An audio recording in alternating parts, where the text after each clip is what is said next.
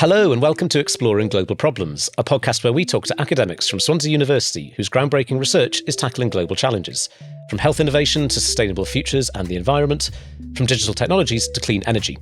My name's Sam Blaxland, and today I'm joined by Dr Shane Heffernan, Senior Lecturer in Sport and Exercise Sciences at Swansea. Shane's interests are in genetics, molecular physiology and nutrition. One of his research areas explores one of the most pressing questions in elite sport. Should transgender and DSD athletes be eligible to compete in the female category, or should we adapt our sex-based characterisations in elite sport? Shane, welcome to the podcast. Thank you very much. Glad to be here. That's one of your areas. There are other areas which we will hopefully discuss if we have time as well. Right, but we'll dive in with the transgender elite sport stuff. It says here your study is called, a bit of a mouthful, The Differences in Sex Development and Transgender Elite Sports, which is DATES. Yeah. Tell us about that. Well, the DATES study came out of being a member of the British Association of Sport and Exercise Scientists. Mm-hmm. So I sit on a special interest group interested in molecular physiology, basically. And as part of that, we kind of met and kind of decided on what our focus would be, and that focus would be kind of eligibility in the female category. The link there with the molecular side of things is, of course, that a lot of the eligibility criteria, certainly in the past, were based on testosterone levels and this sort of thing, and the DSD, or differences in sex development, are kind of medical conditions that some of them have an advantage in sport. Less of an advantage, they are health conditions, so less of an advantage in life, but some an advantage in sport. So I decided, as part of the group, we kind of divvied up tasks and things like this, what we were going to do. And one of the gaps in the literature was how people who currently compete in the female category, the elite female category, their opinions on, or their views and opinions on the eligibility themselves, the rules, the regs, and also how they felt about transgender athletes and DSD athletes competing in the same category as them. So the athlete voice, as it's sometimes termed, was a big gap in the literature. Only one paper, and it was only a small few athletes, and came at it from less of a kind of scientific method approach where we've used statistics and compared groups and stuff like that, which is a bit different. From the outset, we might as well say this has got to be one of, if not the most delicate, should we say, topics That's a nice phrase. To discuss. Is that fair? Yeah, I think so. I think everybody is terrified of the topic. We've certainly seen it from the academic perspective. Is that why there's so little of it as well? You said there were very few papers. Is it because it's a developing field, or is it because people are so wary of talking about it they just haven't gone there? I'd say that there's a bit of both. I mean, I think there was this big kind of issue of cancel culture in academia, and a number of academics got in a lot of trouble for some of them saying terrible things, but some of them saying like really legitimate, normal, kind of, scientifically backed things. There's been a load of legal cases and that sort of thing. So there was that kind of period where it was really, dare I say, dangerous to talk about it even, just to have an opinion on this particular thing, regardless of actually doing any rigorous work in it. And then I think probably because Laurel Hubbard was an athlete who competed in the Olympics, a transgender weightlifter. And she was kind of, for some reason, the media went a little bit kind of crazy about that particular story, that particular athlete, maybe because it was a really strength dominant sport and, kind of traditionally, strength was seen as a kind of more masculine thing, and you had that kind of conflict in people's minds. So I think that's probably why it kind of took off, if you know what I mean. So popularity, why do people talk about it? Probably now it seems to be a lot since then. We were interested in this before that and had decided on this stuff before the world went mad. I was going to ask this. I was going to say, is there something you felt like you just needed to dive into, but you were sort of working on it already? Yeah, well, I remember having a conversation back in 2008, 9, maybe not less, but maybe 9, 10, with a colleague who's on the paper with us, Maria Collier, a French sexologist. Best title for a name ever. We were having conversations about this stuff back then, just as in we were interested in, the condition of DSD itself, or transgender people competing within the female category. So it's been a long time, and one of the collaborators on this, Professor Alan Williams, has been involved in a bunch of CAS cases. So it's the Court for Arbitration in Sport, where the eligibility criteria have been contested by a number of athletes. Sure. DSD athletes mainly at this point. And you're going to have to tell me what DSD Sorry, differences in sex development. So basically it's a bunch of different types of genetic condition where your sex organs are developed differently. Basic way, there's a lot of things on it because of chromosomal changes and some other things. So, for example, you might be born and appear as a female but have internal testes, which is where that kind of testosterone, kind of extra testosterone you might hear about, comes in. And that differs from transgender athletes. How? I'm just thinking it's useful to spell this out as clearly as possible. That's a good idea. Yeah, so DSD athletes are basically a group of human beings who have a medical condition where they not athletes, I suppose, just DSD people, where sure. They had an issue when they were developing into kind of male or females, or to be assigned at birth later on, that sort of thing. Although some people hate that phrase, to assigned at birth, so assigned, observed, whichever is the preferred. And then, so transgender athletes are individuals generally, it's changed quite a lot recently with puberty blockers at kind of younger ages and things, but were kind of male-bodied individuals who went through male puberty and then, for whatever reason, began to transition into the kind of female appearance and started, either just transitioning by identity, as in I feel this way, so I'm going to present this way, or transitioning via medication, and then surgical transitions and things like that. As you've basically said, in the sporting world, the controversies surround people who were born male, transition to female, and then compete in the female categories. Yeah, no, it is. It's very complicated, right? The whole thing is quite complicated. That's where the majority of the controversy lies. Because of things like strength, like you mentioned. Because of things like that, because of male advantage. I'm studying an example of this not being the case, but on the whole, men tend to be stronger than women. Yeah, exactly. And it's it's a biological advantage that is very difficult to overcome with any level of medication or anything like that. So. And just one more thing on the controversies. I mean, I do feel like you can't say anything on this topic. You can't make any kind of statement. Even the terminologies you choose to use, you said assigned at birth or whatever, is going to get you in trouble with some section of the Twitter sphere or whatever. Just something that comes with the territory, something you've got to accept and bat off, or is it something that does make doing this research difficult? Both, really. So I give you kind of somewhat of a story. So we did this survey, pretty good job of a survey.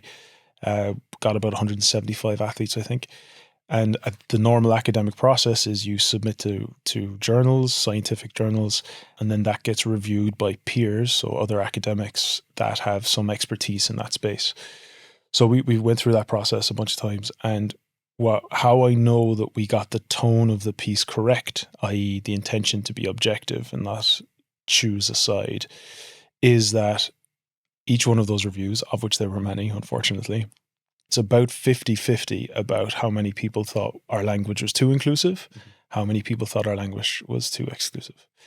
And that is all because they had a personal bias going into it, and some, not all of course, struggle to objectively assess the scientific rigor of the piece, or the whatever way you want to put it. How we are confident that we did the right thing and did the good job is that we have annoyed everybody. The BBC test, if you're annoying exactly, everyone. Yes. But to be fair, when we started doing this is a difficult phrase, but we've written it in the paper, is that at the time there was an accepted-ish convention of how those words were used, things like cis and trans, those actual words that have biological meaning as well as kind of social meanings. And they started to kind of shift a little bit as the period of the paper existed, if you know what I mean, or as the science was, as we were doing the work. And that will probably keep happening. I mean, I know in general words kind of slightly subtly change meaning, but like there was people getting really angry over the term cis, which at the time was normal language for this topic. And also, if you put it into Google Scholar or one of those, there are thousands and thousands of research papers that research that topic and use, that phrase, prefix, and use it and stuff. Because I suppose in academia, one of the key principles that we deal with is we have to be as clear as possible in our language. We have to be rigorous, but also as unconvoluted as possible. And yet, of course, I would imagine in your world, it's not as simple as just saying male and female, for example. I mean, it can be, Okay. certainly. I mean, for example, if we were doing a genetics paper, which is also my background, like for the most part, obviously not entirely with people who have DSDs, there are clear distinctions, and sometimes you have to study one sex rather than the other. The difficulty, of course, comes when people start to contest the meanings of those types of words. And it's quite a difficult topic to talk about, certainly for us here. But even in the academic space of, people who spend their whole lives focusing on the meanings of words, it's now a very difficult topic to discuss. Mm. You mentioned your background just then, which is sport, genetics. This is the angle you're coming from, isn't it? So the team, the DATES team is made up of sociologists, sexologists, biologists, sports scientists, muscle physiologists. It's kind of a team that has elements of everywhere. So what we certainly bring with having an understanding and knowledge of physiology and genetics, we are able to engage in conversations with sociologists and have sometimes heated discussions about what is observable truth and what is kind of inferred opinion and those kind of things. But certainly in our team, it means that when you have a group of people who come from kind of slightly different angles, you end up with a better answer because you can have, heated discussions. Dare I say, you can fight about it. And at the other side, you end up with kind of a better answer, as long as everybody understands that it's, a good faith argument, that everyone's trying to get to the right point. And we all say that we want to be cross-disciplinary and interdisciplinary, and this really does sound like you are. I mean, certainly the study is, absolutely. It would have to be, though. I mean, I think to have this discussion without someone who understands ethics, without someone who understands sociology, without someone who understands the biology, without someone who has a really detailed experience in sport, you'd be lost, right? To try and even have that conversation. I'm not pitching to be part of your team, I promise. But have you got history? Have you got any history? Have you got any historians working with you? Because you could. There's plenty of stuff about this from history. Yeah, we could actually. So the first author on the paper, Alex Shaw, like the first iterations of the introduction of the paper was very history based, or her master's thesis was very history based, because the history of sex categorization in sport is pretty dark, and it's pretty awful. The things that were, I would say, done to female athletes under suspicious rules. I think they called it suspicion. There's a book actually out there on this sort of stuff as well. Yeah, so there is a historical element to what's happened to athletes to lead us to a point now where in some sports, just identifying into a category is enough. And in other sports, it's just completely not allowed. Sure. And we're in a position now where the IOC has kind of said, make up your own kind of rules and given some framework to try and adhere to, but there are issues with that too. Well, I guess this brings us to the $1 million question in some ways, which is true. No, false. Okay. Well, I think the answer is going to be, perhaps as you're alluding to, it's how you frame the question. It's what sport perhaps you're talking about. But should transgender, should DSD athletes be eligible to compete in the female category? So the best way to answer this is with what elite athletes who currently are in the category feel. So in our survey, as I said, we got about 175 athletes, and the majority, so 58% of those, believed that the female category should be categorized by biological sex. And then the least favor was in gender identity and body size, I think we phrased it in the paper. But the nuance and what I think is very important, and certainly the rest of the team does agree, is that depending on the sport, depending on your how close you are to the top of your sport, the percentage of athletes that believe those things change. If you're playing rugby or a contact sport and playing the women's game, you don't want someone who is potentially a lot bigger and more powerful than you throwing you to the ground. Is that the reason why 58% or whatever of elite sports people said they didn't think that this was a good idea? So actually in the survey, we asked specific questions about that. So we asked, we'll say, for example, where the categorization should lie in contact sports, in precision sports, and in, I think it's physical capacity sports, we called it in the paper, so sprinting and that sort of stuff. And it does vary based on those sports as well, with precision sports being people generally have less of a strong opinion on that. I think that kind of shows to some degree. There was a paper or a couple of review papers recently, in the last couple of years, that looked at the sex differences in, we'll say, performance outcomes. And in some of those precision sports, shooting, I think is the one that comes to mind, the difference between sexes, or maybe archery, the difference between sexes was maybe 1%-ish. So not a huge amount. Whereas for like strength sports, it's 30-40%. And that's why that nuance is extremely important. So one of the big takeaways here is that this is a nuanced issue, and the responses are very different depending on the circumstances. Yeah, certainly. That is definitely true. I am fascinated by it because I think there is such a tension here between the fact that we want to be inclusive and the whole thrust of so much of kind of contemporary society is to try and be welcoming and bring people in. Mm-hmm. But actually for such a long time, female sport itself, women's sport, was laughed at, was ridiculed, but it's become so much more prominent and professionalized in lots of worlds or lots of areas. And there is a feeling in some areas of women's sport, is there not, that actually it's not inclusive to bring in perhaps transgender athletes. That flies in the face of a lot of the progress that was made. But of course, then you feel like you're being anti-progress in another area. So it's the politics swirling around all of this is just, it is complicated. Yeah, it's definitely complicated. I mean, we asked, as part of, asking questions to kind of discern what people's opinions were on the topics, we asked the question of, do you believe that people should be allowed to transition in society, as a way of kind of finding out, what are the motivations behind these? And I think something like maybe 95% of the athletes said yes to that. Sure. Of course they should be allowed. Sure. So that whole idea of transphobia is, there is no evidence whatsoever that athletes are transphobic in this kind of way. You know what I mean? For the majority, at least.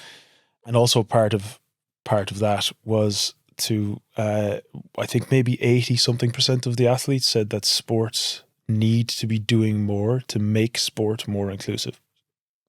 That is an important thing, because at the top level of sport, where we are specifically picking the best of the best, that have it's genetic advantages everywhere, even those people who are up there believe that in sport in general, we should be trying to make it more inclusive. And sport, of course, is extremely beneficial to all kinds of, mental health stuff and, physical changes as well. If people are choosing to medically transition in that context, any kind of advantage that can make that transition a little bit smoother, like being involved in a team or a sport. There's a few amazing charities out there promoting inclusivity for specifically transgender people, but also kind of, all LGBTQI people. You're preaching to the converted in some ways as someone who was very unsporty growing up and very kind of shy and nervous, and then having found some sports that I was good at, and at the extent to which it improved my physical and mental health, it was extraordinary.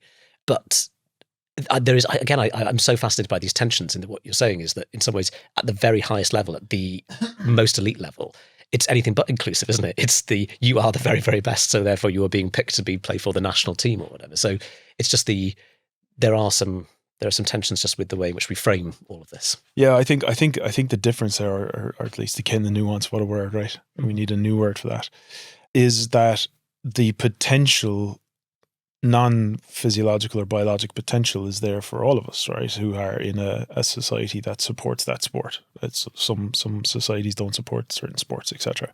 But in the UK, for example, like there is, when you were a small child, there is the possibility that you could become an elite soccer player or or a rugby player or athlete or whatever it is, depending on where you live. Obviously, there's socioeconomic issues everywhere, and then you either achieve that success because of your social circumstances. To get there, you have to have the biological advantages that will make you get there, that will help you out there, male sport, female sport, etc.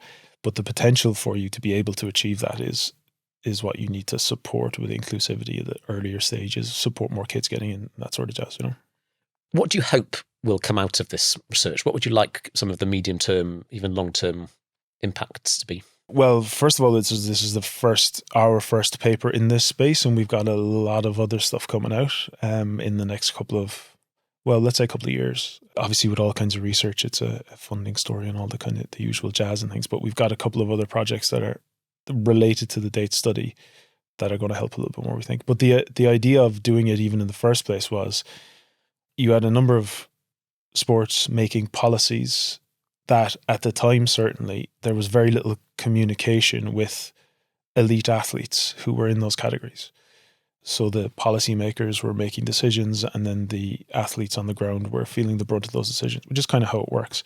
Thankfully, now at least there are kind of athlete advocacy groups and things like this. But a paper just before us kind of showed that female athletes in this case, or athletes in the female category, were kind of afraid to talk about this stuff for obvious reasons, because anyone who has been kind of ridiculed by the media and et cetera, et cetera. Whereas what our survey did is it provided an anonymous platform in a rigorous, ethically approved, scientific way where elite athletes can have that opinion. You can say it. We'll report it. Effectively, we'll take the brunt of whatever the media storm is at the other side, because it's rigorous science. And they're obviously doing it anonymously there. And they're doing it anonymously. Contributing to it. So at any point in any of the questionnaire, for example, they could give us their email and we can talk to them afterwards. And a reasonable number did. And we'll be following up with a bunch of those people to actually have conversations about their experiences. If funding were no barrier, if you could have lots of money, where would you like all this to go? What kind of big sort of big picture studies would you like to do? Well, so the kind of the Dates 2 study, which is something I just made up right now, is going out and speaking to lawyers, academics, policymakers, people who are, so we've kind of spoke to athletes now. We've got a reasonable idea of how they feel. One kind of interesting thing here is that, like, for example, in female rugby, right, there's say 1,000 athletes just waiting. I'm not saying that they're waiting to answer our questions, but there's 1,000 athletes in that sport that we could test with these questions, or in athletics or football or, cycling, whatever it is. And then the sports would have a really good idea of what their categories want to say. There's been a number of kind of internally conducted surveys, often that aren't published and stuff like that, whereas we have published all of our questions here. So if you wanted to, you could go and take all those questions and ask your own athletes, or you could come to us and we could do it for you. I know it's all anonymized. Is there still a danger with some of these questionnaires, the process of this research, that there is a difference between what people really think and what they feel like they should say? I mean, that's always going to be there, no matter what you do, I guess. If we ask, particularly on this topic, I suppose. Well, in the nutrition space, which we might talk about, we ask people some of the methods are we ask people to recall what they have eaten recently. And they're notoriously difficult because people will tell you what you think that they should be eating. So that fewer donuts. Exactly. Yeah. Or if we did an exercise study and we said, okay, did you exercise as hard as you could? It would be like, yeah, I did. And then we'll say, well, actually you didn't. But you know what I mean? So like there's always that kind of element of trust in the people that are answering the questions. No, it's a good methodological point. Yeah. Yeah. With this particular thing here though, like the anonymous thing is a really important thing. B, they did it wherever it is they decided to do it. They did it at home. If they were particularly nervous, but like the athletes, for example, if they were particularly nervous about talking about the topic, for example, we have a number of gold medal Olympians in the study. And we'll say if they didn't want to publicize their views, they could literally go into a very small room on their own, on their phone, and answer the questions for us. No one will ever know it's them. No one will ever know. You know what I mean? So I think our survey kind of served those people who might have been nervous. And then at the other side, we had a number of people who were happy to give us their emails and talk about it with us. Again, it'll all be anonymous to the world, but they will be, happy to engage in a conversation, which is tough on this stuff. If you measured my heart rate right now, you'd notice. Wearing one of these to tell you. Yeah, we could do it. We'll compare. We'll compare afterwards, yeah. I went for a long run this morning, so I think mine will be elevated. God, I haven't ran in years. Go on. Well, this might segue nicely actually into something else I wanted to talk about, because what we have been discussing is only part of your academic life. There's a wider kind of hinterland there as well, and one of them is diets and what we eat, isn't it? And plant-based diet stuff in particular, which, reading your notes before we started, you've got a particularly personal reason for being interested in, have you not?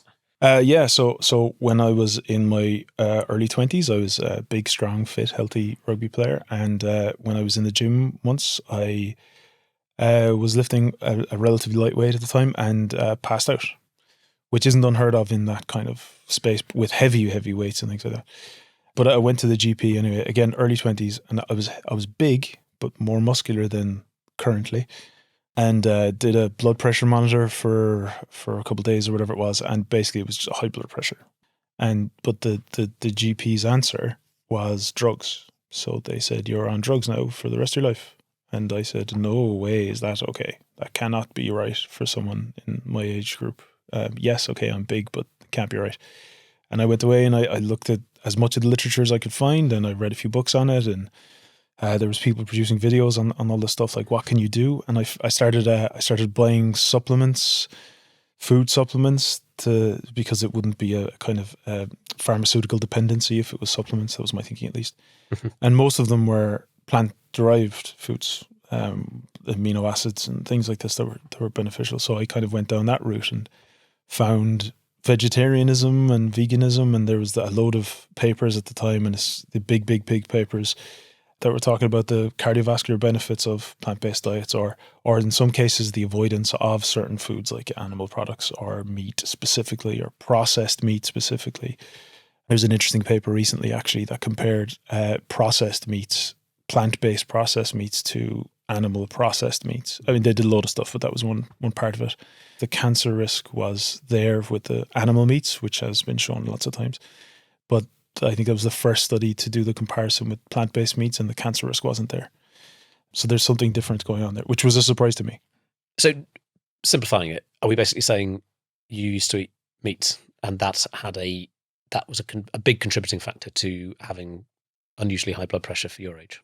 So that's an anecdotal story, obviously. Sure. And that's what led me down the scientific route to end up studying it with OMNIPLaNT. But do I think it was the only part? Absolutely not. Diet is a part of your life. It's not your entire life. Being a large man was also part of it. Having a large muscle mass was also part of it. If you look at that data, which was, again, surprising to me at the time, it's not just fat mass. It's mass of any kind, which kind of makes sense. You know what I mean? Even intuitively, the more blood that has to circulate around your body. Yeah, so it was certainly part of it.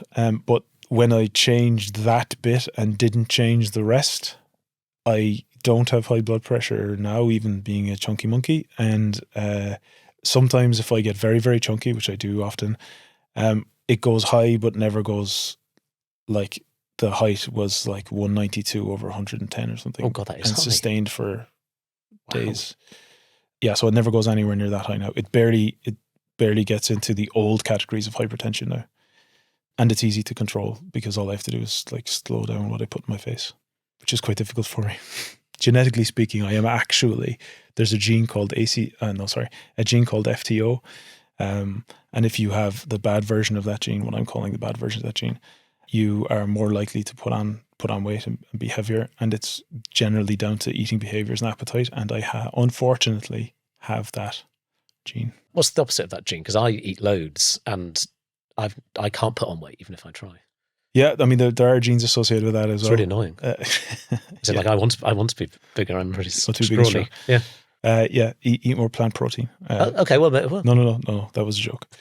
Just eating more to how you exercise. But there is generally a genetic variation in the capacity. There's this big study called the Heritage Family Study, which looked at the endurance capacity of individuals and saw that there's a kind of a really strong heritability. I think it's about 50% heritability, your likelihood of adapting to fitness exercise, right, to aerobic capacity. And that's a lot, right? That's a huge amount to try and fight with food if you have the muscle mass version of that, i.e. if you struggle to put on muscle mass. Interesting. Yeah, lift heavier though. I'll try. So from a personal and a academic perspective, you would argue that people should eat no meat? So the OMNIPLaNT study, again, long acronym, so we don't have to go into the actual words.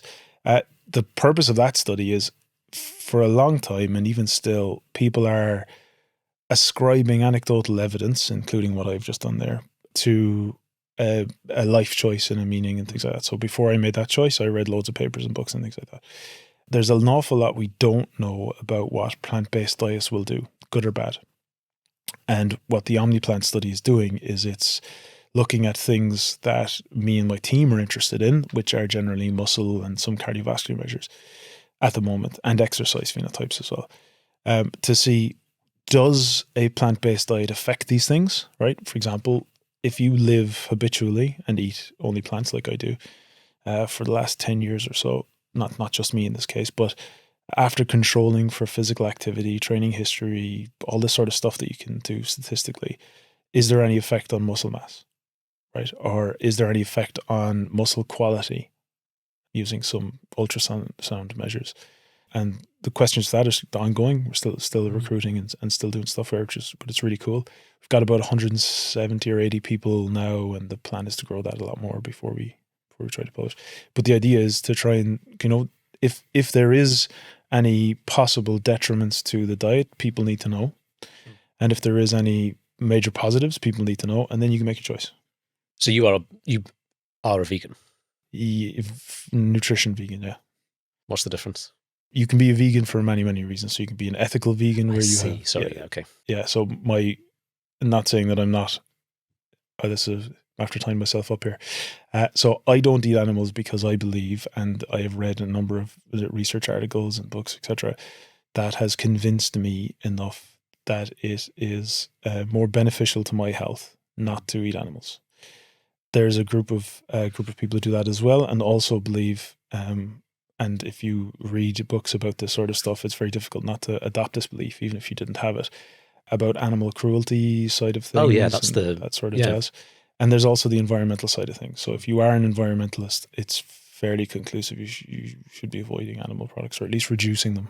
I mean, I'm very carnivorous, sort of cards on the table, but I'm always surprised at how the animal cruelty argument seems to have kind of dissipated away a bit. When I was growing up, it was sort of the main argument for vegetarianism or whatever, but it seems to have got superseded by other things. But it's a really massive issue, some of the conditions that animals are kept in.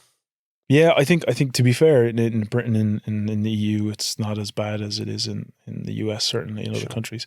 There's a book, there's a guy named Peter Singer, I'm going to get his name wrong, sorry Peter, who he's basically the guy who started the animal cruelty revolution, if you will, back in the 70s. So he wrote a book about basically describing these things. Basically, people were kind of going into, we'll say, abattoirs and leaving copies of his book everywhere, this sort of stuff. And he's recently just updated his book, and I've been reading it, and it's kind of difficult to read some parts of it because of some of the awful stories. And he's updated it in 2023. Like, this stuff is still going on. But mainly, I mean, I'm sure it's happening everywhere. There's no doubt about that. But mainly in America, the conditions of some of these animals are in. And they can feel and they can think, et cetera, et cetera. Yeah, the pigs in particular are so clever. Anyway, maybe we're going slightly off topic.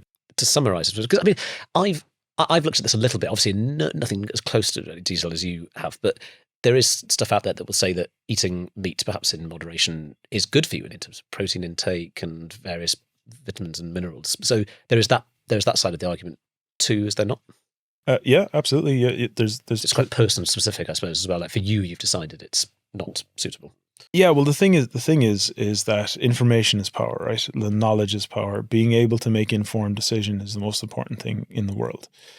What OMNIPLaNT is doing is trying to help that argument, giving people information to decide. There is no rational thinking to say that you can't get enough protein from eating plant sources, right? That's gone. That idea is over.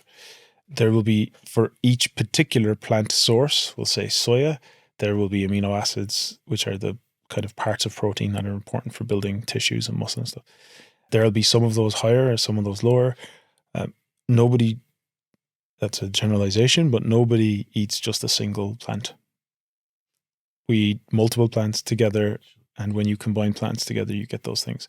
There's been a couple of really cool studies coming out of McMaster in that have done these kind of studies where they take muscle biopsies and look at the amount of kind of protein synthesis is what it's called, where you get people to exercise in some cases, give them different types of protein. And if you simply consume slightly more, well, maybe not slightly, but if you consume more plant protein than animal protein, you can get the same results that you can get by just eating a little bit more, which is totally feasible for young, healthy people. Whether it's feasible in older individuals who already don't have a strong appetite is something we're going to try and look into later.